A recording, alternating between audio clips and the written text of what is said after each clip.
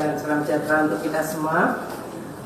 Sore hari ini Bapak Presiden telah melaksanakan pertemuan dengan seluruh kementerian, pimpinan kementerian, lembaga, dan pemerintah daerah, para gubernur, di dalam rangka penyerahan daftar isian pelaksanaan anggaran tahun anggaran 2025. Seperti diketahui bahwa APBN tahun 2025 yang disusun tahun lalu, yaitu pada mulai bulan April dengan pembentukan atau pembahasan mengenai kerangka ekonomi makro dan pokok-pokok kebijakan fiskal yang kemudian dibahas dengan DPR dan kemudian diajukan oleh Bapak Presiden Jokowi pada bulan Agustus tanggal 16 2024 untuk dibahas RUU APBN-nya dengan DPR dan diselesaikan pada akhir September. Dengan demikian, APBN 2025 memang disusun dalam suasana dan dalam situasi transisi pemerintahan dari pemerintah sebelumnya kepada pemerintah terpilih. Dan dalam pelaksanaan penyusunan tersebut telah dilakukan konsultasi dan komunikasi dengan Presiden terpilih sehingga program-program dari Presiden terpilih telah terakomodasi di dalam APBN 2025. APBN 2025 disusun dalam suasana geopolitik dan geoekonomi yang mengalami perubahan dan dinamika yang sangat tinggi. Seperti yang tadi telah disampaikan oleh Bapak Presiden juga, bahwa geopolitik dan geoekonomi ini telah menyebabkan destabilisasi di berbagai kawasan. Sehingga bagi Indonesia, kita juga harus terus melakukan kewaspadaan. Meskipun kondisi Indonesia relatif dalam situasi yang baik, pertumbuhan ekonomi adalah sekitar 5% semenjak tahun 2022 hingga 2024. Dan kita juga melihat laju inflasi yang terakhir angka 1,55 juga merupakan laju inflasi yang terendah di dunia. Kita lihat dari sisi sumbangannya, terutama untuk volatile food, juga mengalami penurunan yang sangat drastis. Ini menggambarkan upaya kita untuk menstabilkan dan menjaga tingkat harga pangan pada tingkat yang terjangkau oleh masyarakat telah mampu dilakukan. Kondisi yang baik ini tentu perlu dan akan menjadi salah satu landasan bagi pemerintah di bawah pimpinan Presiden Prabowo dan Wakil Presiden Gibran Rakabuming untuk terus meningkatkan dan mengakselerasi pembangunan. Neraca perdagangan kita juga dalam posisi positif 54 bulan terakhir mengalami surplus perdagangan, di mana nilai ekspor kita sampai dengan Oktober 2024 mencapai 24,4 miliar US dollar. Ini tumbuh 10,2% di tengah perlemahan perekonomian global. Hal ini menggambarkan bahwa potensi ekspor kita yang didukung oleh baik sektor manufaktur maupun sektor-sektor yang mengalami hilirisasi menjadi sangat besar. Kita juga melihat bahwa APBN 2025 disusun dengan rancangan untuk bisa menciptakan dan menjaga stabilitas, inklusivitas, namun terus mengakselerasi nilai tambah melalui hilirisasi. Asumsi makro di dalam 2025 adalah pertumbuhan 5,2%, inflasi 2,5%, tingkat bunga surat berharga negara 10 tahun adalah 7%, nilai tukar rupiah Rp16.000 per dolar, harga minyak mentah $82 per barel, lifting minyak dan lifting gas adalah 605.000 barel dan untuk lifting gas 1.005.000 barel per hari. APBN 2025 dirancang dengan target pendapatan negara sebesar Rp3.005,1 triliun, di mana untuk perpajakan akan menyumbang 2.490,9 triliun rupiah. Itu untuk pendapatan perpajakan. Pendapatan negara bukan pajak akan mencapai 513,6 triliun rupiah dan hibah 0,6 triliun rupiah. Dari sisi belanja negara, belanja pemerintah pusat akan mencapai 2.000, total belanja negara adalah 3.621,3 triliun rupiah, di mana belanja pemerintah pusat mencapai 2.701,4 triliun dan transfer ke daerah 919,9 triliun rupiah. Defisit APBN 2025 dirancang pada tingkat 616,2 triliun rupiah atau 2,53% dari GDP.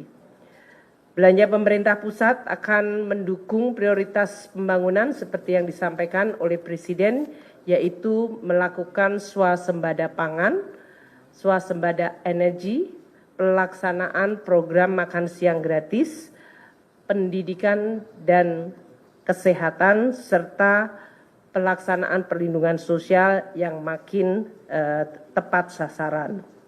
Untuk itu, dengan belanja 2.701,4 triliun, belanja pendidikan mencapai 724,3 triliun. Ini adalah belanja tertinggi fungsi pendidikan di APBN kita. Untuk kesehatan 218,5 triliun rupiah, perlindungan sosial mencapai 503,2 triliun rupiah, dan untuk ketahanan pangan mencapai 144,6 triliun rupiah. Program makanan bergizi yang dialokasikan anggaran 71 triliun rupiah diharapkan akan dapat meningkatkan perekonomian di daerah dan terutama di desa-desa di dalam rangka untuk mensuplai kebutuhan program makan siang bergizi.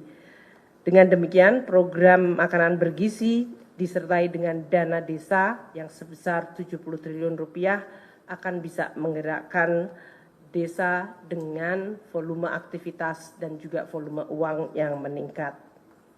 Selain itu, Presiden Prabowo menyampaikan beberapa prioritas kegiatan 2025 seperti pemeriksaan kesehatan gratis yang dialokasikan anggaran 3,2 triliun, renovasi sekolah sebesar 20 triliun, terbentuknya sekolah unggulan terintegrasi dengan anggaran 2 triliun, serta terbangunnya lumbung pangan nasional daerah dan desa dengan dana mencapai 15 triliun rupiah.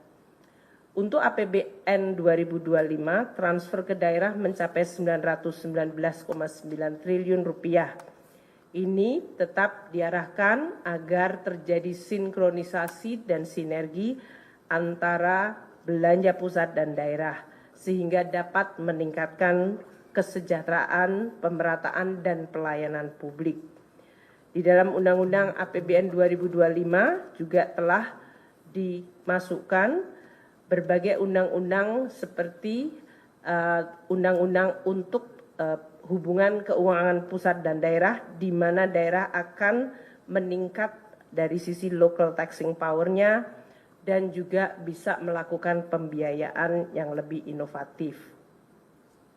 Untuk pendapatan negara sebesar 3.005,1 triliun, kita akan melakukan dengan terus melaksanakan reformasi perpajakan, pajak dan bea cukai, dengan terus menyusun program termasuk dalam hal ini menggunakan teknologi digital.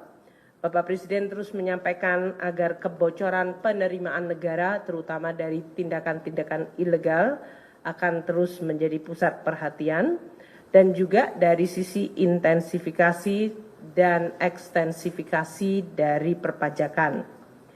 Kita juga mengikuti bahwa di dalam suasana global terjadi persaingan global taxation yang harus kita waspadai. Sehingga kita juga harus terus menjaga agar basis perpajakan Indonesia tidak mengalami erosi dari praktek-praktek perpajakan global yang memfasilitasi terjadinya tax evasion dan tax avoidance. Untuk program Cortex dengan pemanfaatan teknologi digital dan juga program CESA di Bea Cukai akan terus disempurnakan Juga akan dilakukan joint program serta penegakan hukum seperti yang tadi telah disampaikan oleh Bapak Presiden. APBN 2025 dirancang dengan defisit 616,2 triliun rupiah atau 2,53% dari PDB. Dalam kondisi global yang terus dinamis, pembiayaan defisit akan dilakukan secara hati-hati dengan terus meningkatkan kredibilitas, sustainabilitas, dan kesehatan APBN sehingga biaya dari defisit dapat terus ditekan. Kami juga akan terus menggunakan pembiayaan termasuk di dalamnya dalam rangka penguatan dari Sovereign Wealth Fund dan peranan dari BUMN. Mungkin itu yang kami sampaikan.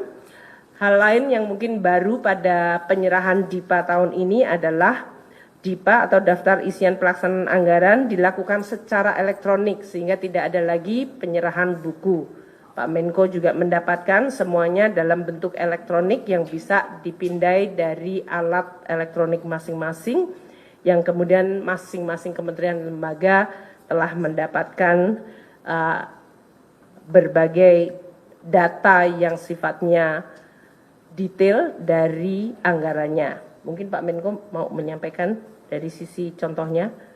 Tadi saya dapatnya dari DIPA-nya Kementerian Luar Negeri, karena DIPA-nya saya baru saja di sini kali. Karena tadi Pak Menlu nggak bisa buka, jadi saya bukakan. Ini kira-kira kayak gini bentuknya. Yaitu ada jumlah alokasi anggaran per kementerian lembaga untuk berapa program, berapa kegiatan, dan juga dari satuan unit eselon 1-nya. Demikian yang bisa saya sampaikan. Terima kasih. Assalamualaikum warahmatullahi wabarakatuh.